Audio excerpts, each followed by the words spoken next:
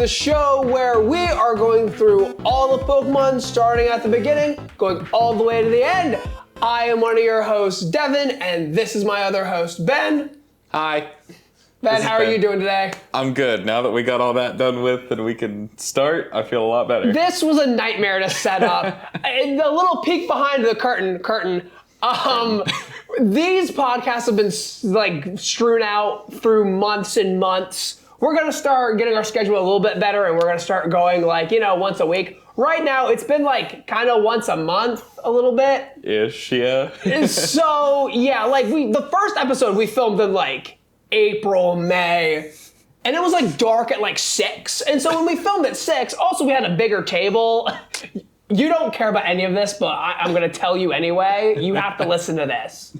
So we had like a bigger table, it was dark, so like we were all good, everything was fine, all the equipment that I had was working, it was all good. And now it's like 5 or so months later. Oh God, yeah. It hasn't been that long, that's 3 crazy. or 4, whatever.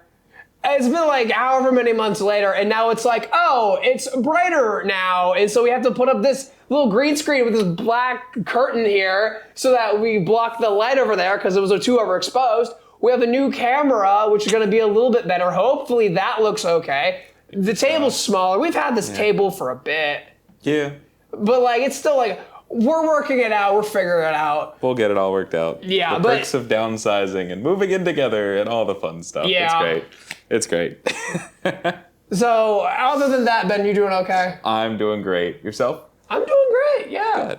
I'm glad to hear it. We had a lot of fun this weekend. Ben is 1 year older than you've last seen him. It's been that long, guys. It's been it's that been a long. full year. No, it hasn't. My birthday, I turned 25, so quarter century. It's great. Yeah, we had a great time. We went to emo karaoke. I did amazing. Yes. Don't let anyone tell you I didn't do amazing. It was so good, Devin. What do you mean? I was a little rough. I had been screaming for a couple hours and my voice was gone. It was rough. This guy is going to sit here and complain about going 2 hours later when this guy right here went fourth. I was the fourth guy to go. In a popcorn lottery, so we had no idea what was going on. We just heard his name. I'm like, all right, Devin, let's go. Yeah, it was like great. I am the main character, so the funniest thing that is going to happen, it will happen. You heard of Milo Murphy's Law? Like, yeah, no, that's exactly it. The DevBrev Law. The DevBrev Law. If it's the funniest thing that can happen, it will happen. It was great. It's such a good time, though. Yeah. Such a good time. I'm glad you did. All right, ready to talk about Pokemon? I suppose. Yeah, we can do that. All right. So we are right in the thick of Indigo League. Today we're going to be talking about episodes 11, 12, and 13. And these were some big episodes. Yes, 3 of the most memorable, at least in my mind. I'm immediately, seeing the little clips, or not the clip, but the thumbnail of the video, I knew exactly which episodes these were. I remember them from when I was younger. Like, wonderful. Yeah, we got a nice little block here. I will say that there is one episode that I think is more memorable than all 3 of these, but we're going to get there later down the line. Yep. I think you know what I'm talking about. I do indeed. All right, so we're going to start with episode 11. It is titled Charmander, the Stray Pokemon. It was released June 10th, 1997 in Japanese, and September 22nd, 1998 in English. Now, over here at the Unknown Origins podcast, we have a fun little game that we like to play. Ben, do you remember our fun little game? I do remember the fun little game. I almost forgot the fun little game. I'm very glad that you didn't, because I know these ones for sure. I was like doing this like earlier this morning, like getting my notes together, and I like was at Starbucks. I did it all. I was done. I stood up and I went, wait, I didn't do the what's that or who was that Pokemon? And I sat down. I looked like a weirdo in the Starbucks because I like stood full up, and then sat back down. I love your little sound effects that you do too, like every time. I mean, I did that in the Starbucks. That's why people were giving me weird looks. I'm sure you did. You do them all the time. So, if you don't know, the episodes that we're watching them on YouTube do not have the Who's That Pokemon segment that played before the commercial break.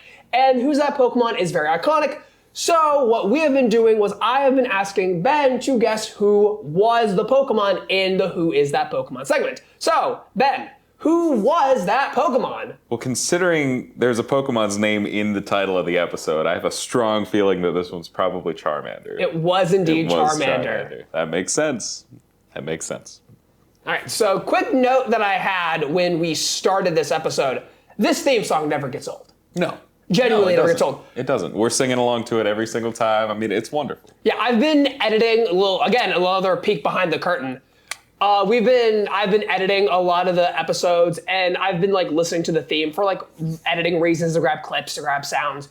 And like I've been listening to it like 3 times like over the past week. Yep. And he was in the room when we were doing it. And then we started watching the episodes. Yep. It was like the 5th time we had listened to the theme, and we were still just like, yeah, this bobs, man. It bobs. I told you, it's a 10 out of 10. Nothing better. Nothing better. So, top of the episode, the gang is on the way to Vermilion City still. It's been a couple episodes they've been on the road to Vermilion City. And on their way, they run into a Charmander. That's not the song, Ben. I know it's not. It's close. It's so close. That's Viridian City. We are past Viridian City. We are. We're going to Vermilion City. Vermilion. It's not the song. And on the way, they run into a Charmander chilling on a big rock. Yeah. I also like that Ash, he thinks that he sees the shadow of the Charmander on the rock and thinks it's a silhouette of like a really big Pokemon and is just fully ready to throw hands with it. Like, all right, let's go. Like, I don't care what it is. Like, we're going to catch it. Yeah, all of the characters have like distinct personality traits. Mm-hmm. Ash's is that he's like pig-headed and that he's like ready to go at any second. Absolutely. It is a wonderful trait. It's hilarious. Ash is like Little Caesars. He's always hot and ready. Always hot and ready. So Ash pulls up his Pokedex, and the Pokedex establishes immediately that if the flame on Charmander's back goes out, he will in fact die. Yes, and you can already see that it's getting very low. He's been up there for a while. He's tired.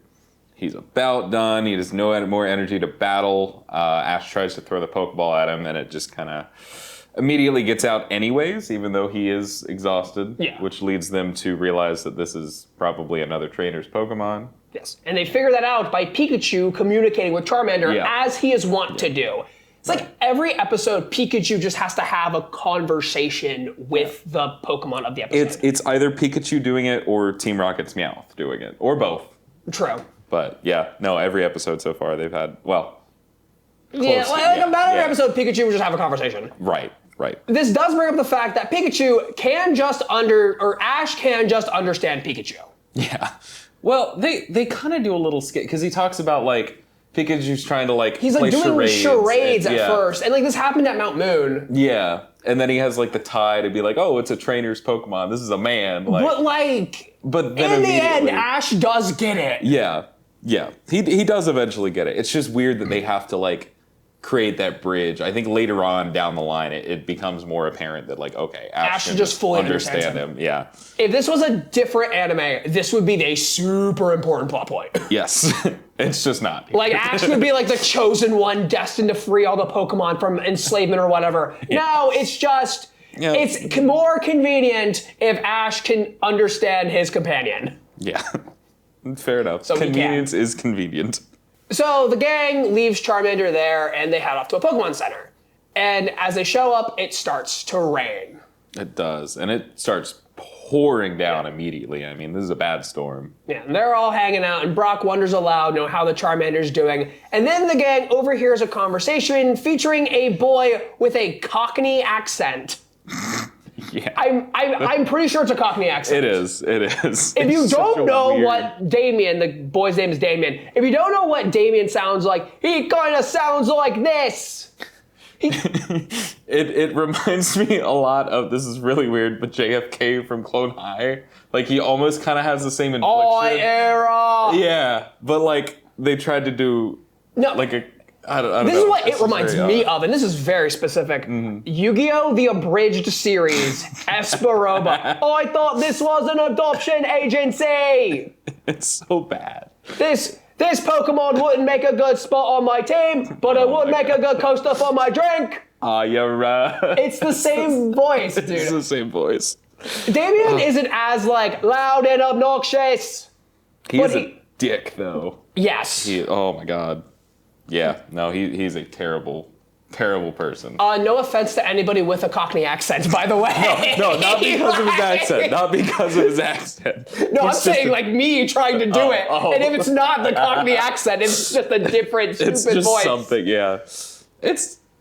It's their take on one. It's not a good take, but it does exist. So Damien is using his stupid voice to complain about Charmander, saying how weak it was and how he abandoned it on the road. And Brock gets really upset and is ready to fight. I would be too. I mean, I like that it's Brock's like paternal instincts because he's like, he's a caretaker. He took care of his siblings for so long. It's nice to see, but it also just, it's so heart-wrenching the way he's talking about this Pokemon, because it's just, it's trying its best. It just wants to be there for Damien, and Damien doesn't care, because it's just a weak little Charmander, And they talk about the loyalty of Charmander here, where Damien was like, leave, I don't want you, and Charmander kept following him. But eventually he just said, okay, get on that rock, I will be back, and just left. Yeah.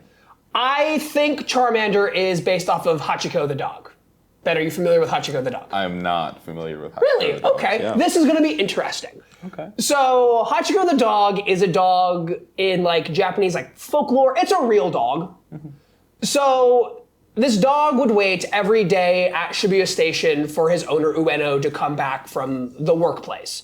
But one day Ueno had a brain hemorrhage at work, and so he never came home. Okay. But Hachiko, or Hachi as he was known back then, would still come by every day to wait for his master to come back. But he didn't because he was dead. And so eventually Hachiko passed away, but every day he would come and stay at the station. Yeah. And there's actually a statue of Hachiko in the Shibuya Station that you can go visit. That's sweet. That's sweet. And Hachiko is a symbol of like loyalty. And so I think that's where they're getting like the Charmander waiting for Damien to come back. I could definitely see that. But he'll never come back, and Charmander will die without his trainer ever coming back. Right. That's sad. But that it is a sweet story. I mean, dogs, pets in general are so loyal and so loving. Yeah. Wherever my cat is over there, she's sitting in the light bag. Because that's another thing I had to deal with. She sits in the light bag that I have. It's not a big deal. I just like complaining about it. Oh, yeah. Now we're going to have cat hair all over everything. It's great. That's already all over me. Me too.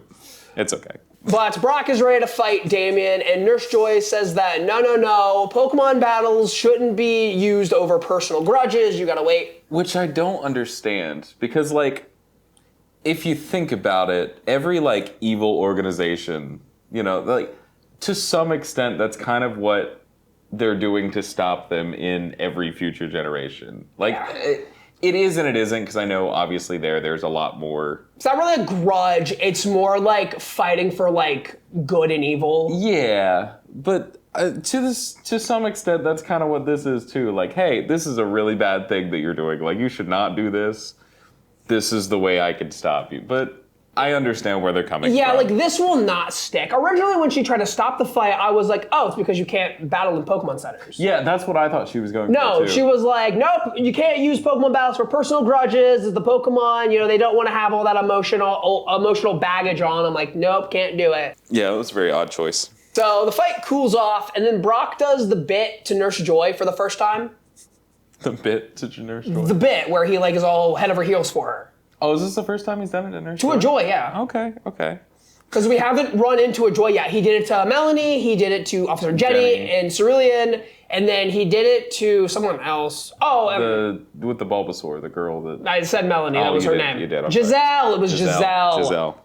That's the one bully at the school. The bully, yeah. Okay, I gotcha. But everyone was doing it to Giselle. Yeah. But yeah, this is the first time he's done it to a Joy, because he's like, that was the most beautiful woman I've ever seen. And then Misty said, it's Nurse Joy, they all look the same. They all look the same. And so that's why it's, she was like, wait a minute. She doesn't know that he's going to do it every time yet. Yeah. And then Ash has the little joyful world line that he like. That was the dumbest thing I have ever. Because the delivery on this was so stupid. Bad. Because he was like, wow, it's a joyful world.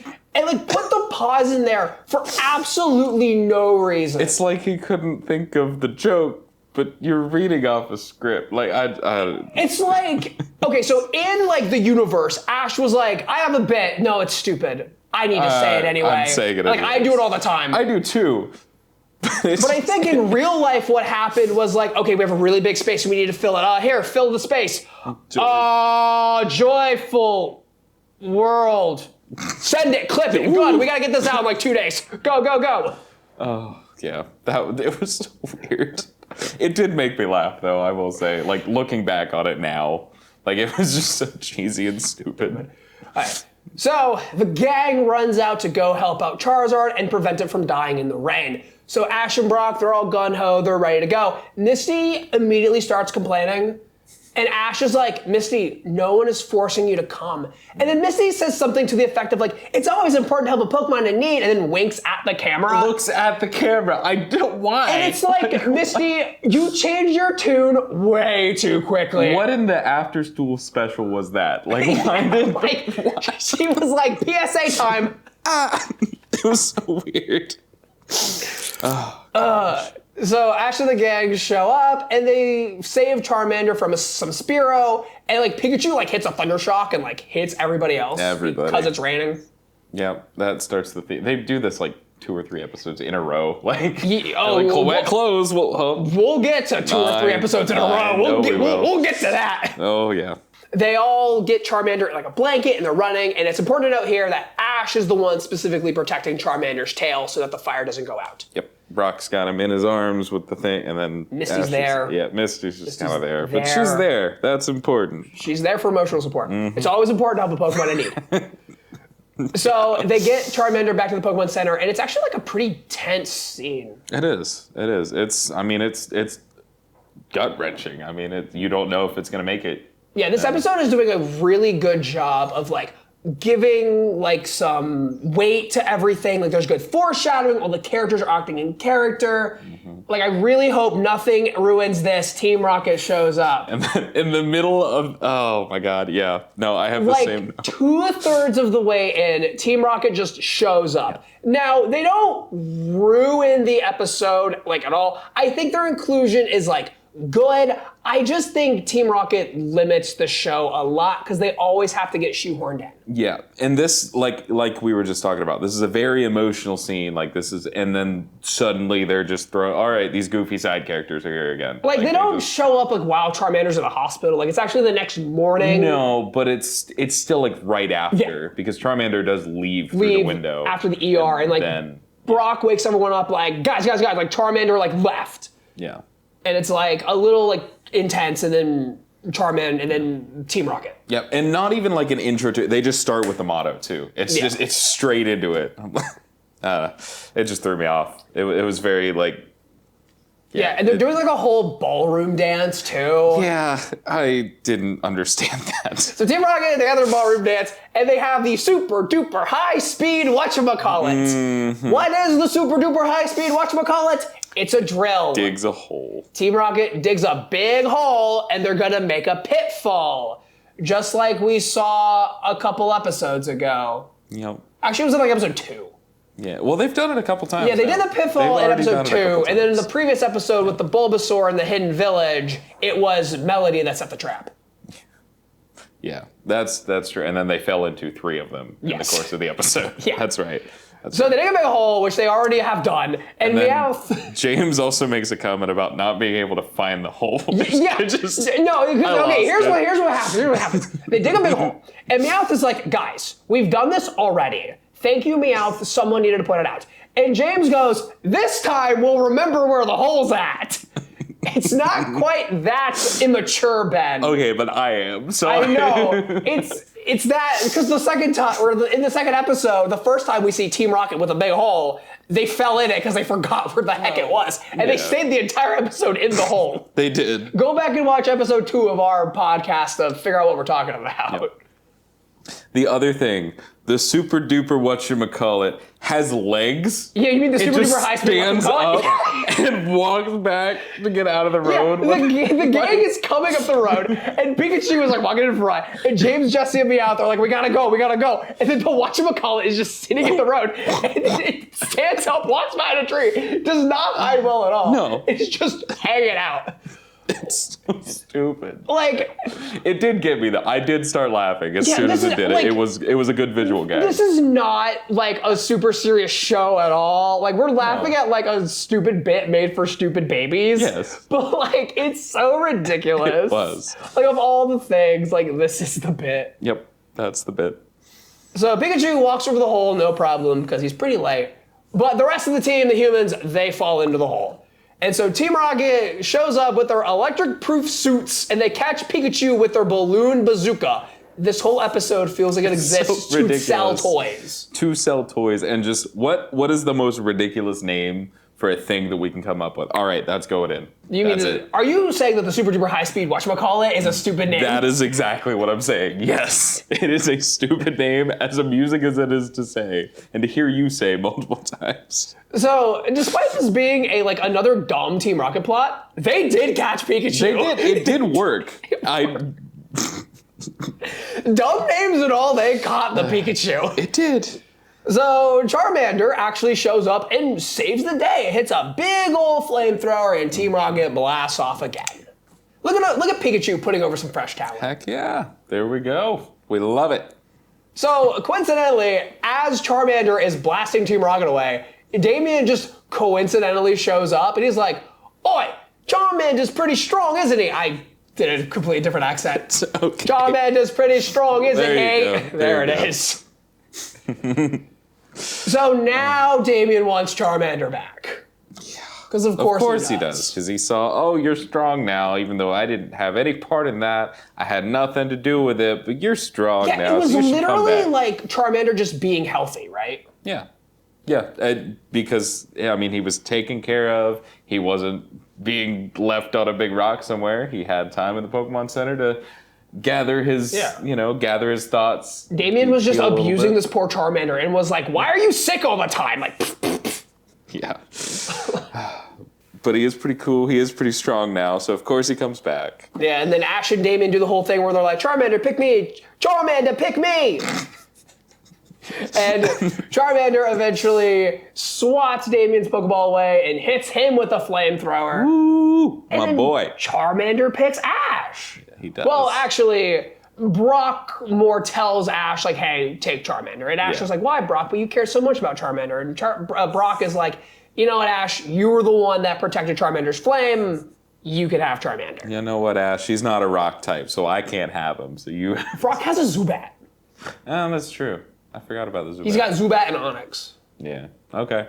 Fair enough. It's not just the rock type. Yeah, Brock and Misty don't remain monotype as the series goes on. Well, yeah. Oh, I guess he does. He has a Toxicroak, or not Toxicroak. Krogunk in Gen 4. Yeah. Yeah, they don't remain monotype as time goes on. You're right. I always forget that they don't, but it makes sense. I mean, you can't really be a central. Not essential, but part of that main team. Yeah, it limits you a lot if it's like I can only have water things if I am Misty. Yeah. Also, we can't get Togepi on the team later. That's true. We need to tease the new games. That's true. But we're not there yet. We're not there yet. Yep. 11. We're here. I say that, but like we're done with it. Yeah, we're done with episode 11. All right, moving on to episode 12. Woo! So this episode is titled "Here Comes the Squirtle Squad, baby!" So this episode was released June 17th, 1997 in Japanese, and September 23rd, 1998 in English. Is there a problem, Benjamin? No, I almost did the same thing, and I just didn't grab my sunglasses. Dang it, I was hoping. Sad. I almost told you, but I didn't want to ruin my own Yeah. No, I get it. I'm proud of you. Good job. All right, so Ben, who was that Pokemon? Again, it's in the title of the episode. I gotta go with it's probably Squirtle. Squirtle. It is in fact Squirtle. Okay. That makes sense. So, like you were saying earlier, this is one of the most memorable episodes of the anime. Yes, by far. If you watched episode 1 of the show, you would remember that I talked about going to a con, a Sakai Con. I said the name in the episode. Yep. And at Sakai Con, I went to a panel that was called something to the effect of, I choose you, everyone Pokemon, or everyone deserves love, something like that. If you see the panel like on a panel list at a con, like go check it out. It's a really good panel. It's about every Pokemon being someone's favorite. Like a girl did like a full survey of like a bunch of people and was like, what's your favorite Pokemon? And like gave reasons to like why some people would like certain Pokemon, like gave them different categories. And at the end, there was a section where like everybody could talk about what their favorite Pokemon is. And some guy stood up and was like, my favorite Pokemon is Blastoise because when I was a kid, I watched the Squirtle Squad episode of the anime and everybody in that room like lit up. Yep. It's iconic. I mean, it is a great episode. It's very well done. It's memorable as all hell. Like, it's wonderful. Like, if you just put sunglasses on anything, it instantly becomes the coolest thing ever. You keep telling yourself that, buddy. So, top of the episode, Ash sings the Pokemon theme as he walks along the path, until he falls in a pitfall for the 3rd time in a row. We are on episode 12. There have been 3 pitfalls. There has been a pitfall trap in a quarter of the episodes. In this one, though, there's this random fossil Pokemon, too, in the bottom right corner. I had to have you rewind it while we were watching. Yeah. I have no idea what that is. It literally looks like an Agumon, but it has like a spike coming out of the top of it. I have no idea. Because I was, rewind it back, I was going to see if I could figure out, like, oh, hey, that's cool. It kind of looks like, No, it doesn't nothing. look like anything. Yeah, it was just there. It's generic dinosaur, but spike. Yep. It's they had a future plan for something that vaguely looked like that. They got scrapped. Dude, that is like every Pokemon thing ever. Yeah. There's a future plan for this, and it got scrapped. Mm-hmm. So this track was led by the Squirtle Squad! Squirtle, as a prank. So we gotta throw hands with the squad. Pikachu tries to attack the leader of the squad, but one of the other members jumps in the way. What? It's like, get down, Mr. President. He just jumps right in front of it. It was great. This is how we establish that this Squirtle is the leader of the squad. No, it's established because he has the different glasses. Yes, he does have the cooler glasses, so he has to be the leader. But also, the other Squirtles are like, no, that's our guy. If he goes down, we're done. So get down, Mr. President. So one of the Squirtles jumps in the way, and then the Pikachu and the leader do a standoff before... And they've got like the good, the bad, the ugly type music going Yeah, on like in the a nice background. little cowboy shot there. It was cool. But the squad ends up running away because of Officer Jenny's sirens. When that was happening, it was like, the sirens started like way earlier than they needed to, and I genuinely thought that like there was something happening outside. I did too. Because it was like, wait, like there's sirens and they're like kind of quiet. Like they sound like they're far away. I don't know if our like surround sound system was like effing us up there. Yeah, it could have been. But like it sounded like the sirens were like there, but then it was like, but what? And then Jenny shows up and I'm like, oh no, that was like, I almost paused the episode to be like, is that in the episode or like outside? Like what's happening here? Yeah. That gets my mom all the time. Yeah. Oh, I don't doubt it. It gets me to, you mentioned the surround sound system, the one under the couch there definitely gets me on a lot of the shows I watch. Yeah. So Jenny is here and she's doing some exposition about the Squirtles, but... I also want to point out real quick, they recognize that all the Nurse Joys look like, are different people.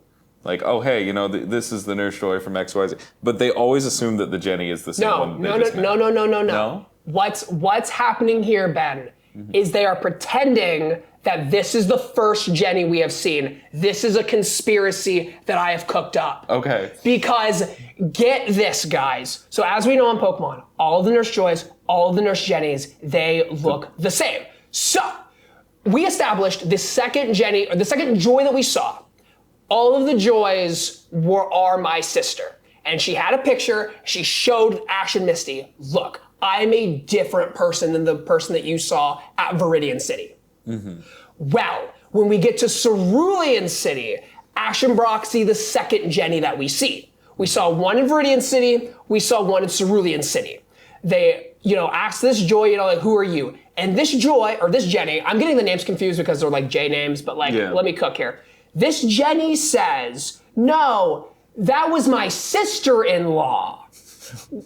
So, and we talked about this. We were like, why are they sister-in-laws? That's not how that works. They wouldn't look the same. But now we see this Jenny, and this Jenny goes, oh, that was my cousin, and pulls out a picture. She has a picture, but that Jenny in Cerulean didn't have a picture. I have a theory that out there is a Jenny with a brother, possibly named John. This guy has a massive sister complex. Oh my God. And he got his wife, Jenny, to dress up like an Officer Jenny. And the John is related to the Jenny that we saw in Meridian City. And her brother married a lady, and she is the officer of Cerulean City. And that one isn't related by blood to any of the other Jennies, but all the other Jennies are related and they're cousins. And like, where am I wrong here? Because why was that Jenny a sister-in-law, and why did they walk it back and make all of them cousins? Like, what? I'm not crazy! I'm not crazy! Devon, you are now 4 shades more red than you were 5 minutes ago when you started that rant. I hope you know that. So Jenny explains that the Squirtle Squad are a group of prankster Pokemon who are all abandoned by their trainers. Yeah, which is such a sad backstory, but like the implication that these 5 little tiny Squirtles are just going around causing chaos is hilarious to me. It's but great. Like, for like the past 3 episodes, we've had things of like trainers abandon their Pokemon like all the time. Yeah. Like in the village exists because Pokemon are abandoned by their trainers and they all go to the village to hang out. Right. And Bulbasaur protects them. Charmander, we see it get abandoned. Yeah. And then now we're seeing the Squirtle Squad who are, abandoned and they're like causing havoc. Yeah. I wonder if it's like, because these are all 3 like starter Pokemon. Yeah. So I wonder if it's supposed to be like, oh, well, all these like new trainers that like don't really know what they're doing, don't really care yet. Like they're the ones that are abandoning. Like, they just don't know, they're inexperienced. Yeah, I don't know. Yeah. That being said, there's also like this odd kind of like Pokemon versus human kind of like almost race war. Like weird kind of like... No, I get what you're saying. Like the Pokemon are subjugated by the humans, and some of the Pokemon are like, we're not cool with that. Yeah. No, and that's very prevalent in this episode too, especially. Yeah, and it's like kind of odd. It is weird. It is like just all of a sudden comes out of nowhere. Yeah. Again, if this were a different show, Ash with his ability to talk to the Pokemon would be leading the insurrection. He would. He definitely would. But this is not that kind of show. This is Baby Show for Babies. Baby Show for Babies. So, Team Rocket are, of course, here, and they are talking about food. And they try to have their lunch, but the superior team, the Squirtle Squad, shows up and shakes them down for their lunch, and Team Rocket falls into yet another hole. Yep. Another hole. Because we just need another one. Why not? So, interesting thing that happens in this part as the squad is eating Team Rocket's lunch. We see a onigiri, or a rice ball as it's translated to, and Jessie has the line, they are eating all of the jelly donuts and the eclairs. Here we go, ladies and gentlemen. We've already started. This episode also features like a lot of like dub things. Like there's a lot, like I'm gonna talk about dubs a lot while we talk about this episode. Because already we have like the cultural aspect. Where it's like you have to take this culture and you have to like make it, you have to bring it over here to this culture. Yeah. Because like we were saying with the last episode with Charmander, people over here aren't gonna get what Hachiko the dog is. Maybe now because like there's like a movie based off it and like anime is a lot more prevalent and like it's referenced in other things. Well, but, like, and Devon, you just explained it to everybody and everybody's gonna watch everybody. Billions of people are watching it. And if they haven't watched it, share it and so they know. Hey, there we go. Well, like you didn't know what I was talking about. No, I didn't at all, yeah. And like you're in like 2025. This came out in English in 1998. Yeah. And it was like, and anime like wasn't as big, like being into Japanese culture was much more niche than it is now. So like dubs, when they do it now, they're a lot more comfortable being like, okay, we can say like the food names. And we can like call people the names that they're called. Yeah. Because I guarantee you, every name that we're saying, like Damien, Ash, those names were changed. Joy, like it's all, yeah. Those names got changed.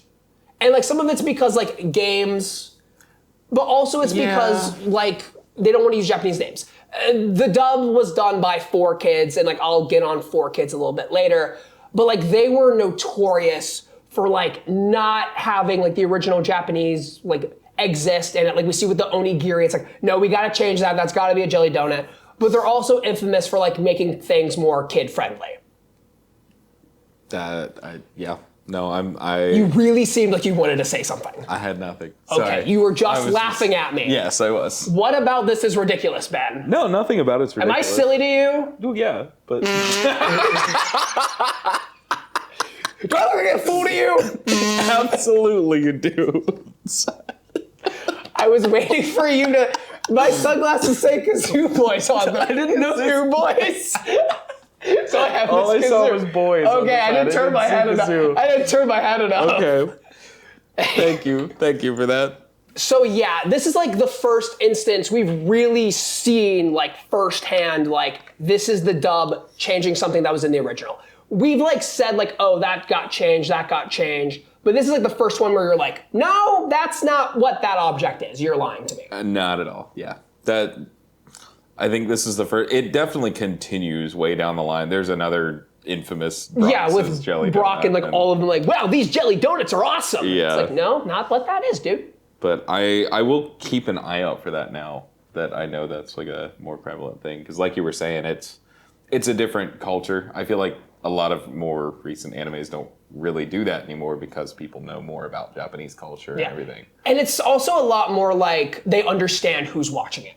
Yeah. Because back then it was like, okay, I know I am making this for children. Yeah. But if you're doing Demon Slayer, it's kind of like, no, now that's like, no, I am making this for people who like Japanese things and like anime. Yeah. And like, if you do something wrong, the internet's gonna eat you alive. Correct. So Meowth cuts a deal with the Squirtle Squad, where he goes, hey, these are my humans. I'm in charge here. And we want you guys to help us catch this Pikachu.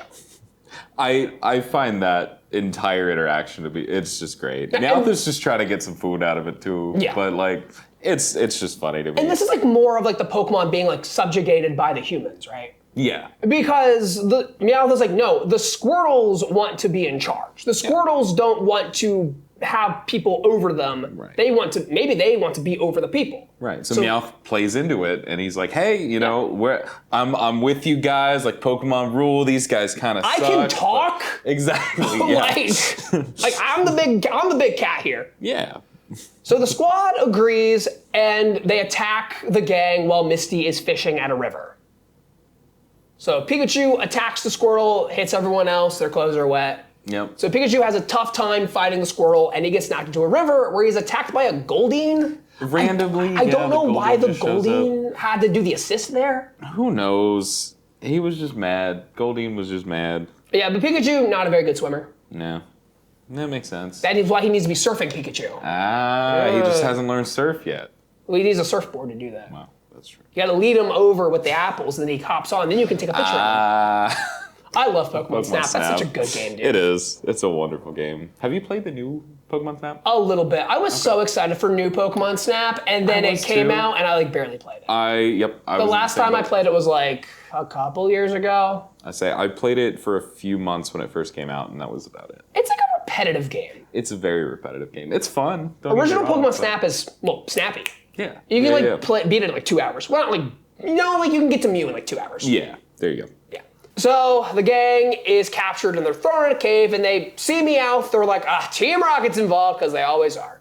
And Pikachu is in a rough shape, and Brock says that he needs a super potion. And first mention of the super potion.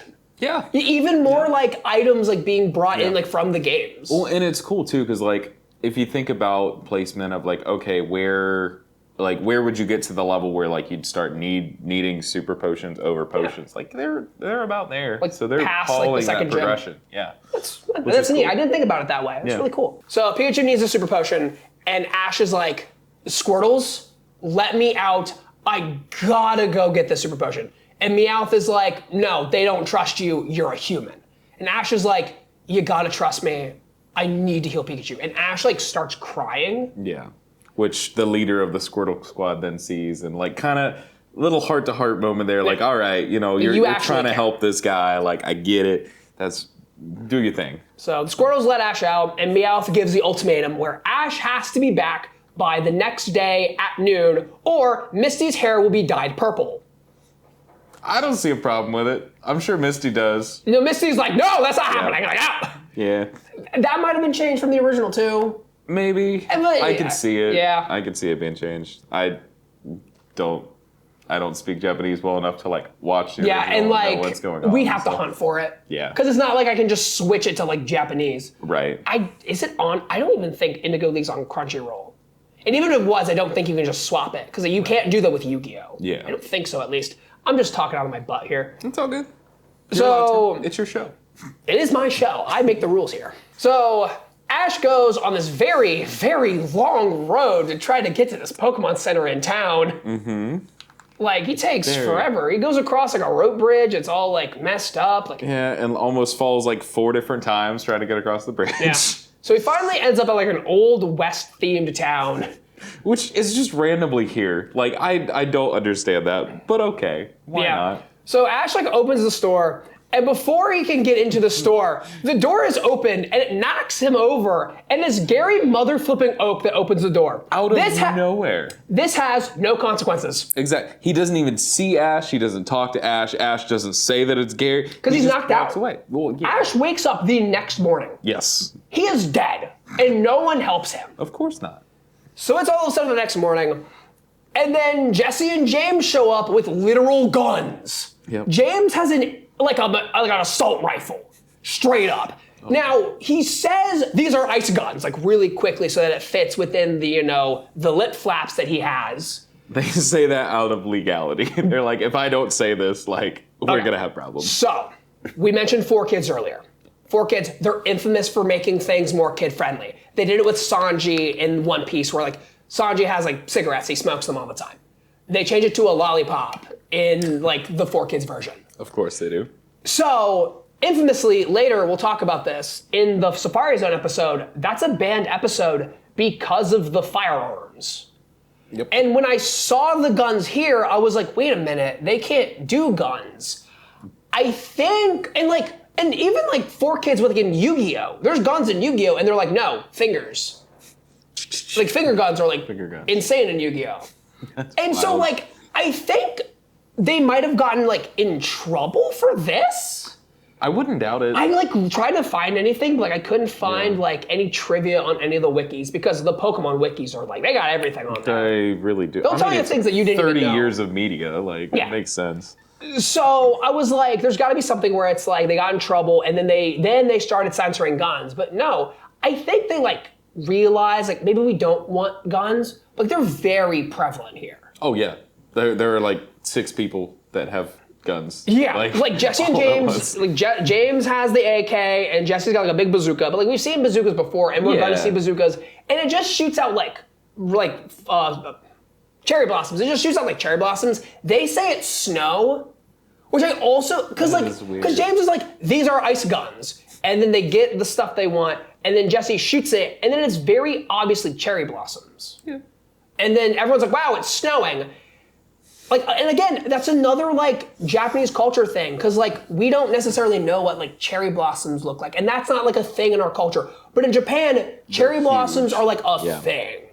Yeah. If you've ever played Animal Crossing, you know. Yeah, if you've ever watched an anime, like, you've seen cherry blossoms before. At least the right animes. Right. So, Team Rocket gets away, and Ash is like, I gotta stop them. Oh, wait, the Super Potion. Ash walks in, guns pointed at him. Immediately, they're like 4. Yeah, and then Jenny comes in, and, like, Jesse, James, Joy, Jenny, I can't keep these J names straight. Dang it. It's all good. Jenny shows up. And she's like, no, guys, he's with me. And then Ash gets the Super Potion, and then Jenny drives Ash with her motorcycle up to the cave that the Squirtle squad is holding the team. So, I lost my place there. So when they get there, Ash climbs in, like, a little tunnel, and then he has Charmander, like, help him out. He gets to the cave, no one's there. He hears Misty scream, and he's like, oh no, what's happening? Runs outside, everything's fine. Squirtles were bluffing. They weren't really working with Team Rocket. Yeah. That's wonderful. And apparently dyeing somebody's hair color is the one line that like the Squirtle Squad won't cross Yeah, for some Misty reason. says that genuinely. It's so weird. So Jesse and James show up, and then Meowth has Pikachu up in their balloon, and Jesse and James start raining bombs down on the mountainside. Like literal bombs. Like we've had guns, we've had bombs. And Jesse and James are looking, like when they go to the store, they're like, give us all your flash paper and dental floss. We need it for our teeth. But like the flash, it's either flash paper or flash powder. I can't remember. It was one of those two. So I think they're trying to say that these bombs are like just flash bombs and it's like flashbangs. Right. But it starts a fire later. So it's like, what are we doing? I mean, flash paper can start a fire. Yes, flash paper does actually. Yeah. I forgot that that's what they used in the 1993 King of the Ring to have the fireball shoot at Hulk Hogan to get the belt off of him and onto Yokozuna again. Okay. I'll take your word. That happened. Okay. I'll show you later. No, I won't. I won't show him later. I don't care enough. It's all good. So, bombs are raining down. This episode is so violent. It is, yeah, it's very violent. Bombs are raining down, and the leader of the Squirtle Squad is in trouble. So Ash runs out, jumps on Squirtle. He's like, no, Squirtle, I'll save you. And then the rest of the squad, they show up, they pick up Ash and the Squirtle Squad leader, and they run away. It's really cute. It is, and it looks so ridiculous, but it's sweet. It's really sweet. But to just see the Squirtle carrying Ash like over his head, it's just so stupid. It's great. It's Big so man great. Blastoise, but big man Big Squirtle. man Blastoise. So we end up getting Pikachu back. Squirtle starts fighting Team Rocket. With Pikachu getting back, Yeah. randomly, like, the Squirtles, Team Rocket's blasting out. I don't know, like, if their intention was to just, send them on their way. But, like, if Pikachu hadn't just happened to fall out of that balloon, he would have been gone with him. It's just, I don't know. Just the way it happened was The very Squirtle odd. Squad doesn't actually care about getting Pikachu back. They just want Team Rocket out of there. They don't care anymore. They just want to mess with them. Yeah. They were like, yeah, sure, we'll follow your plan. Goodbye.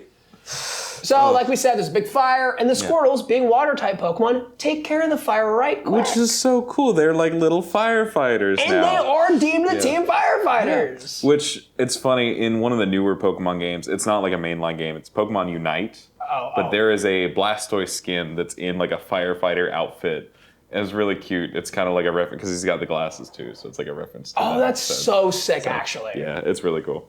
So the lead Squirtle of the Squirtle Squad decides to join Ash. And let me say, my guy should have kept the sunglasses. Oh, 100%. It would have been so much better. Would have added so much more to his So much swag. better. But he's like... still got the swag. Don't get me wrong. He was like, I am no longer a member of the Squirtle Squad, Ash. My life of crime is over. He hated the squad so much he threw the sunglasses away because he's such a cool guy. But he's not a cool guy anymore because he got rid of the sunglasses. He's still a cool guy. And we love the Squirtles. Now, cool enough, Ash has a full team now. Yeah, he finally does. And depending on how you look at it, 4, but 3 of them are the starter Pokemon from Kanto. 3 of them of the starter Pokemon. 4 of them are starter Pokemon. Yeah. Which is like... It's weird. But It's a weird like technicality where it's like Pikachu technically is a starter here. Well, Yellow makes him a starter. Yeah. So Ash does have all 4 starters from Kanto. Yep. Well, technically Eevee's also a starter Is now. it? Oh, let's go, Eevee. Gosh, Yeah. dang it. Yeah. Forgot about it. It's always Let's Go, Eevee. It's always Let's Go. Episode 13 is Mystery at the Lighthouse. It was released June 24th, 1997 in Japanese, and September 24th, 1998 in English. Wow, it's really bright in here. I wonder why. I know, right? It is really bright. So, Ben, we have to ask the question, who was that Pokemon? All right, so there's an obvious choice and a less obvious choice, right? I think, I won't look, don't worry. No cheating. I think the obvious choice would be Dragonite, but the name is never mentioned in the episode, so I think I'm going to go with Kabuto as the Pokemon. No. No, really? It's Krabby. That's because at the... Ben, we don't see a Kabuto at all. Yeah, but Bill is dressed as... That's not a Kabuto. That's Bill dressed up as a Kabuto. Okay. But we see a Krabby. All right, you got me. We see I got 2 2 Krabby, out of 3 actually. today. 2 out of 3 today. Yeah. Darn. Right, We do see 2 Krabby. Yes. Because we see Gary's too. Yes. That makes sense. Gary and Mother Flippin' Oaks. Gary Krabby. Flippin' Oak. So the gang is Krabby. lost yet again for like the third episode in a row. Yeah. And we get some exposition to start the episode. We reiterate everything that has happened, like Ash having the badges, how Ash got the badges, what Pokemon Ash has, how we got the Pokemon, and Misty just straight like lying to Ash. She's like, you didn't catch any of those, and it's like, no, Misty, he caught half of them. Butterfree, he caught Pidgeotto. Butterfree, Pidgeotto, Bulbasaur. Yeah. And it's like, oh yeah, she does try to gaslight him into thinking. yeah, she's like, you caught none of those. It's like, no, he caught half of them. Yeah. And like Pikachu shouldn't even be in the count. Right, because everybody is given their It's a starter set Pokemon. encounter. Yeah. It shouldn't count. Right. So it should be 3/5 of the Pokemon that he caught. Which Bulbasaur is kind of in a weird case too, because it's like, well, No, he caught him. well he battled, did, but caught. it's like, you know, Bulbasaur wants to go with you, but you got to battle him before you can let him Yeah. go. So That's a battle in my opinion. He did catch him. That's fair. Ash battled Pikachu too. He had to drag him all the way to the next town over. Yeah, he did have to do that. So Ash goes to a beach at sunset, and it just looks really pretty. It does. Like this show, like does look good for it Yeah. coming out in 1997 initially. God, yeah. The visual gags and stuff, like the artists did very, very well in the show. Yeah. Like, not to say the writing and anything isn't, yeah, it's It's good. a little clunky because it's a dub from 1998. Right, but I mean, the art is just beautiful. Yeah. It really is. So here at this beach, Ash sees a Krabby. And Ash battles the Krabby with a stick. Yeah, he tries to, why? Somehow you have this a full works. team of Pokemon. He caught the Krabby though. He did, but why? Misty said, Ash, you need to catch a Pokemon on your own. And Ash said, okay, I'll do that. Stick, crab, go. But it isn't Krabby, it's Shrimpy. Oh yeah, because it's a small Krabby. It's a small Krabby. It's a little tiny Krabby. So Ash successfully catches the Krabby, but after he does, the Pokeball starts glowing, and then it disappears. Yep. And then we do more exposition about how trainers can only have 6 Pokemon, and that the Pokemon have to go away once they exceed that limit. Yep. And I think it's cool that Brock also mentions that they get sent back to wherever you get the Pokedex Yes. from. And you can access those Pokemon with the Pokedex. Yeah, the little Which- button on the dex. It's cool that you can do that because in the games, it takes until Generation 8 for you to be able to access them In from Gen 1, anywhere it was and the not PC. the PC. Yes, Gen 1 through 7, you had to go to the PC. And at which the is- Pokemon Center, the personal computer. Yes, yeah. Well, the PC at the PC. The personal computer at the Pokemon Center. Yeah, exactly. But yeah, and they all go back to Professor Oak instead Yeah. of in the games where it's Bill's PC that you're accessing everything from the database there, which is Bill? It's Who's Bill? oh, I don't know. We haven't wonder met where- Bill yet. who's Who's Bill? Bill? Who's That's Bill? crazy. I don't know, but it's cool that they set those like differences. Yeah. In the anime. Yeah.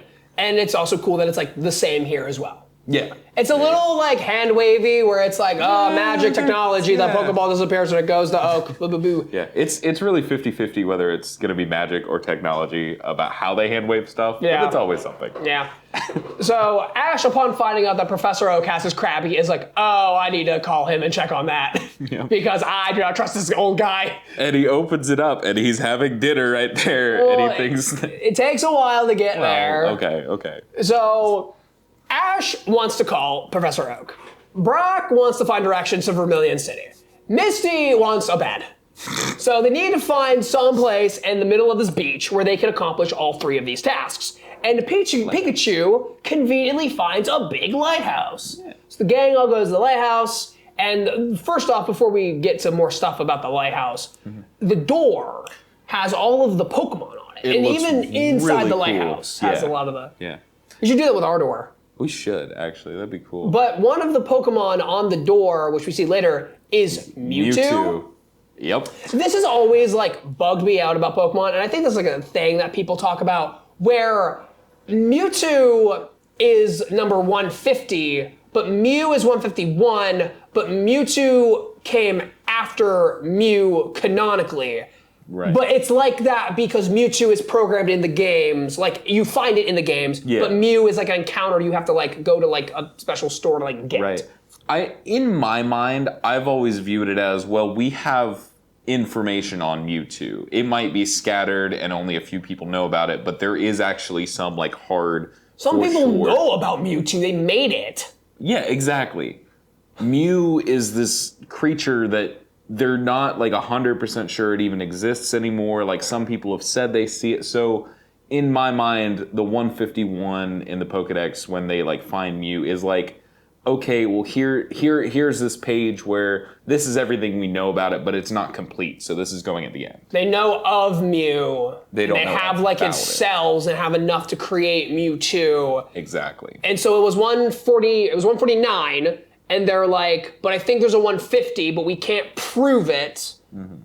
So what we're gonna do is we're gonna like find the cells, and we found the cells, but we haven't found it. But then we're gonna take it and we're gonna like clone it, and now we've cloned it. I can see that one. That one's 150. That one's real. This one's right here. Yeah. But then after we find Mew, and it's like, oh, I can prove that guys exist. Exactly. That's kind of always been like my headcanon about it. Okay, that's interesting. Yeah. But it is weird that Mewtwo shows up on the door. It's carved into the door like Bill. Like, what is Bill doing? Yeah.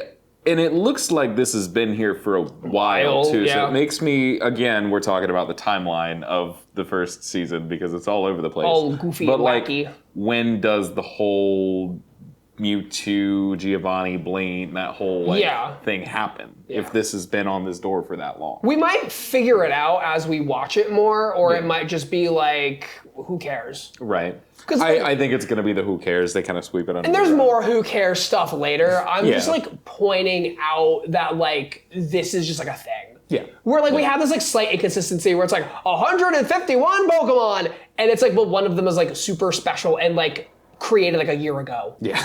Right. Yeah.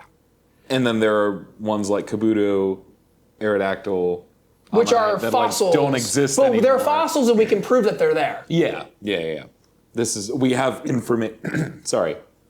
We do have information on them, and we can like say that, okay, this is what happened. It's like dinosaurs now. Like we know about them. Yeah. At least to some extent. Yeah. So ring the doorbell, and Brock is like, hi, we want your phone, we want a place to cook, directions, and also beds. Yep, and I will make you a double bacon cheeseburger.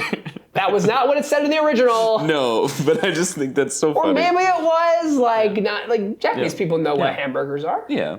Well, and Bill lets him in because he's like, my chef's on vacation. I've only been eating tofu. Like, what can you make that's not tofu? Which is just such a weird line. Yeah. Weird that they, like, allowed the tofu in there. Yeah, it is weird, but who knows? I mean, I'm not complaining. No, yeah. I'm glad they included it. Yeah. So the gang walks in, and they find out that Bill is the owner of the lighthouse, and he has the phone, and then Ash calls up Professor Oak, and Oak is in the same situation as Bill. He is also eating tofu for dinner because his chef is magically also on vacation. I don't understand it. There's some chef's conference going on right now that... They're dating. Yeah, that's it. They're just both on a date. There you go. So we keep complaining about the writing jokes and how stupid they are, but we keep laughing at them. Like, some of these jokes are kind of funny. We just don't want to admit it because they are kind of stupid. Yeah, they are baby jokes for babies, but also I like baby jokes for babies sometimes. Exactly my point. My anemic kazoo over here. So we see that Professor Oak has Ash's Krabby, but he also has Gary Motherflippin' Oak's Krabby. And this Krabby is twice the size of Ash's Krabby. Massive. Big Krabby. And he also mentions that Gary also has 45 Pokemon already. A lot of pokes. Compared to Ash's 7. 7. Which is crazy. Yeah. But... I guess that's about on par with where you'd be at the games if you're like a hardcore, like only going for the Pokedex type thing. You'd be about there, about a third of the way down. And we also established that like Pokemon, even if they're the same species, can have like size differences. Yep. This will be important later. So Ash and the gang finally get to see Bill, and it's a big Kabuto. And this is a fun callback to the games where when you meet Bill in the games, he has Freaky Friday with a Clefairy. Yep. It is cool that they have that little like nod, like okay. Callback. It's a neat little. It's almost just a throwaway here, like I got stuck in the costume and I just can't get out. Sorry. The arms are small, dude. Yeah. Also, that's just really bad design. If the release is like on the outside. Yeah, that you on the can't shell, get and you can't to. access it. I don't know. It was Bill just made it amusing. himself, Yeah. and he just did not think about He it. just didn't think about it. Bill is a little crazy. Bill is a little crazy. It's a trick. He's a mad scientist. That's what I equate him to. But it works. He has intelligence, not wisdom. That's exactly it. It also makes sense now that Ash and the gang are so lost, because if you look at the map of where like Bill is compared to like, Cerulean City and all that, it's like it's off to its own little thing over here. So they just went the wrong way after Misty's gem. Is what I'm hearing. Yeah. So while this encounter is happening inside the lighthouse, Team Rock is outside of the lighthouse, and they do this whole poem about climbing up the side of the cliff to get to the lighthouse. And they end this whole poem by saying, "We're scared of heights." Even though they travel exclusively in a hot air balloon for a while. Like, I didn't think of that. yeah. What? But they're terrified of heights. Wait. Make it make sense. That's so silly. It is. It is. It's, I couldn't tell you. So back in the lighthouse, Bill shares some more exposition about all the Pokemon that there are. And this is really fun because they're really proud of how many creatures they created for this franchise. They're like, They there's really show 'em 150 creatures, there's so many Pokemon, like we did such a good job, but there might be more. Yep. So they are hedging their bets because they know gold and silver are coming. Yeah. Well, they've already got the design for Ho-Oh. They got to use it somewhere. Yeah. No, it was really cool to see it though. I mean, it's up on the big screen. Like it's what I envisioned, like kind of like flipping through the Pokédex for the first time would be. Yeah, like all the Pokemon are there, and it's like just really cool. They're like lighting up as like Ash is saying, like these are the Pokemon that I have. Yep. And it pans to like all 7 that he's caught, and then it like zooms out, and you can see like the span of like all. It was 7 of 151. Yeah, which is crazy. But it's so cool, so very cool. So Bill is searching for a large Pokemon that wanders around at night. And while they're talking about it, Big Dragonite shows up. Big Dragonite. Making whale noises. Yes, I don't know why it's whale noises. We were talking about it, reminded us of like the end of Finding Nemo. Dory's little like half like trying to communicate. Ben. How are you? It's just stupid. I can't be the only idiot on this podcast. I will gladly be another idiot on this podcast with you. Why do you think I'm here? True. So while Big Dragonite is walking towards them, Bill turns on the RGBs of the lighthouse to draw him in, and then Team Rocket, who are climbing up the cliff, as we mentioned earlier, shoot it with a rocket launcher. Yeah. It's crazy how far Dragonite got, because the Dynamax phenomenon only appears in Galar, and he's that far away. Sorry, I had to throw it in there. No, but like that actually might be one of the things, though. Like it might be Gigantamax. Yeah. I think they now in the games they're going back and looking at older Weird things from the show, like the Crystal Onyx that happens later. That's definitely somewhat of an inspiration for like Terrestrializing. Terrestrialization. I think they're. I like that they're almost like retconning these like weird things that are out of place. Yeah. It's cool. But I just had to throw the Galar in there. No, that's very good. I wasn't thinking about that. Yeah. I was more on the line of like everyone is like, well, we never got the mystery of like why that Big Dragonite, and it's like, who cares? It's Big Dragonite. It's Big Dragonite. It really doesn't matter, especially in this episode. It really doesn't matter. And realistically, the only reason he's big like that is because they were literally just showing off how Pokemon can be different sizes. They're talking about this weird, mysterious creature. It's just a big Dragonite. Also because it's a Godzilla reference. Well, yeah. It's a Godzilla reference. Yeah. Like, I'm not like a big Godzilla guy, so I can't sit around and quite like... obviously it is. Like, I wish I was a bigger Godzilla guy, because I know that Godzilla has like themes and stuff, and I wish I could like parallel them between like not only this episode, but also like Pokemon as a whole, because they're definitely like going for that. Oh, yeah. But like, I just don't know enough. I know that Godzilla is like nuclear holocaust and like something about like the environment. Yeah. There are a lot of weird themes that they have there, but it works well with... I don't know enough about it to talk about it really too well, but... Yeah. So, wish I could talk more about Big Dragonite being a Godzilla reference, but like I know it's a Godzilla reference. Like it so obviously is. Godzilla's cool. That's about the most I know about it. Godzilla is cool. So Team Rocket gets smacked away by Big Dragonite, and then Big Dragonite leaves. Yep. He's been here for like 4 minutes. And he's gone. They scared him off. Yeah. He's done. So the gang and Bill do not know who this mysterious Pokemon is, but obviously it is Big Dragonite. We have been calling it Big Dragonite the entire time. And it's so funny to me that like Bill, this like crazy scientist, knows all the Pokemon, is so smart, is so baffled, like has no idea what this is. Well, he couldn't see that it was orange. Yeah, but you can see what it looks like. You can see everything right there. It was like, okay, the camera was pulled out. We could see the shape. They couldn't see it. They were pretty close. Ignore the fact that they could see it coming from the distance. Ignore that fact. Ignore that entirely. It was too far away at that point. Yeah.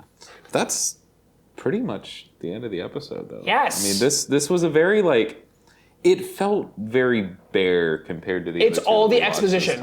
It is. Like, I literally, like, went up on the controller to, like, pull up the taskbar, and it was, like, 3 minutes left. I was like, oh, dang. Yeah, it's just done. Like, wow. Like, there was nothing to that.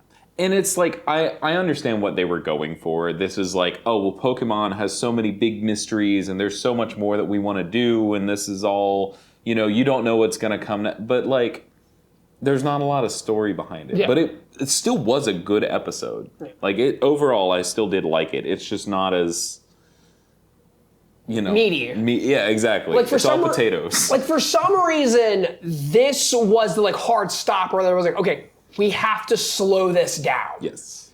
Because, like, we're 13 episodes in, and they were like, okay, cool the jets. Yeah. We gotta, like, get some exposition, and we just gotta, like, have a fun episode with Godzilla. Right. And that's what they did. It was a fun episode. It had Godzilla. Yeah. So is there anything else you want to add about the episodes?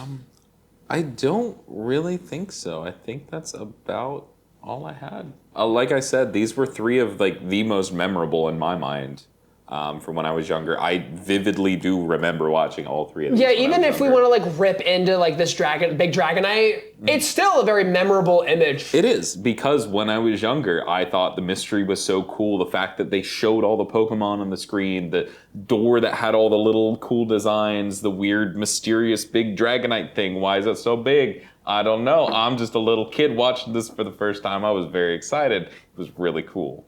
Ash fights a Krabby with a stick. Like, what more could you want, dude? Yeah. Not a Krabby, a Shrimpy. That was my grandfather's nickname. Yeah. Yeah. I love that. But no, I think that is all I had. All right, so you can go ahead and find me at DevBrev on all platforms. Ben, do you want to plug yourself? Yep, Discjockeymonkeyboys, most platforms as well. We're still working on that, but anything music related around Ohio, that's us. So. All right, so then with that being said, until next time, trainers, gotta watch them all.